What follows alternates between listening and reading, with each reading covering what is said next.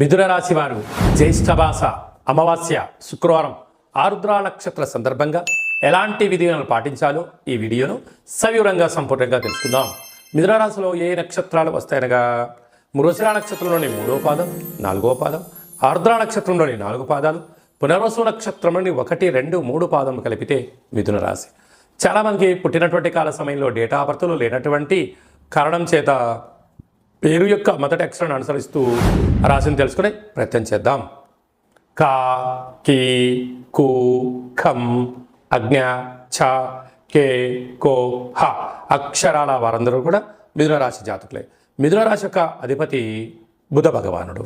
వీరికి రాశిలోనే ఏడాది తర్వాత రవి భగవానుడు మిథున రాశిలో సంచారం చేయడం, అక్కడే శుక్రుడితో కలిసి ఉండడం వలన వృత్తులు, ఉద్యోగాలు, వ్యాపారస్తులు స్వయం నిర్ణయం, స్వయం కార్యక్రమాల్లో ఆచితూచి నిర్ణయం తీసుకోవడం ఉత్తమోత్తమం.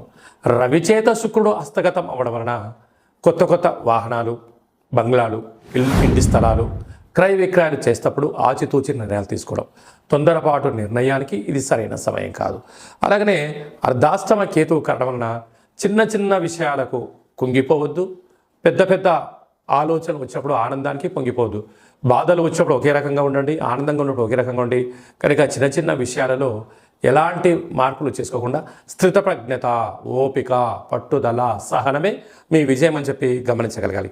భాగ్యస్థానంలో శని భగవానుడు స్వక్షత్రకంగా ఉండడం వలన ప్రేమికుల మధ్య సయోధ్య, భార్యాభర్తల మధ్య అన్యోన్యత, వృత్తులలో, ఉద్యోగాల్లో, పార్ట్నర్షిప్ వ్యవహార కార్యక్రమాలతో ఉన్నప్పుడు ధర్మంగా ఉండండి, నీతి నిజాయితీగా ఉండండి, పరస్పరమైనటువంటి భావాలను ఇచ్చిపుచ్చుకోండి.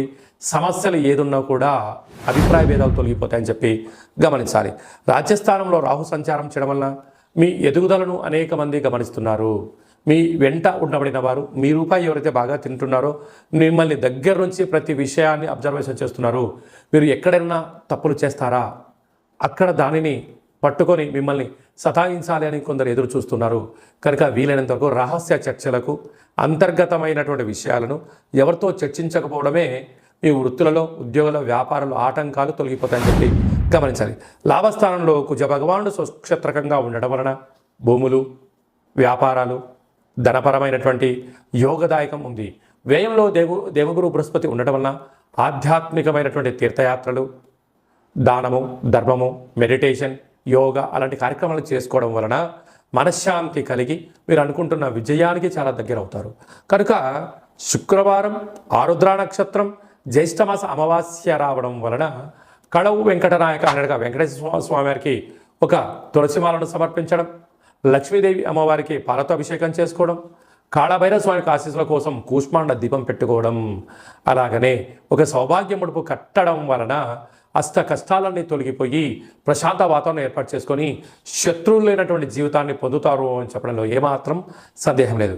కనుక వ్యవసాయ సోదరీమణులు, గృహ భవన నిర్మాణ కార్యక్రమం చేసేటువంటి వారు, సాఫ్ట్వేర్ ఉద్యోగస్తులు, స్వయం వృత్తులు, రెస్టారెంట్ నడిపించే వారందరికీ కూడా ఓపిక, పట్టుదల వలన విజయం మీ సొంతం కాబోతుందని చెప్పి గమనించాలి.